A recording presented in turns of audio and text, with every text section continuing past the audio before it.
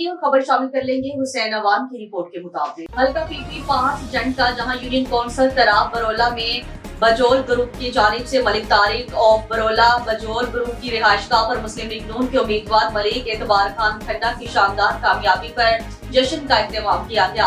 इस मौका पर हलवा और मिठाई तकसीम की गई। इस मौका पर मलिक तारिक की रिहाइश से एक रैली का इनेकाद भी किया गया, जिसने पूरे बरोला का राउंड लगाया। इस मौका पर बजोवाल हमें मलिक एतबार पर मुकम्मल यकीन है कि वो ढोक घग्गी, ढोक नक्का, ढोक डंगा की सड़कें बनवाएंगे और बरोला जो कि बहुत पसमानदा है इसकी तरक्की के लिए हमारा साथ देंगे। उन्होंने ढोक घग्गी, ढोक नक्का, ढोक डंगा और पूरे बरोला का शुक्रिया अदा किया, जिन्होंने उनके कहने पर मुस्लिम लीग नून के उम्मीदवार मलिक एतबार खान खन्ना को कामयाब करवाया।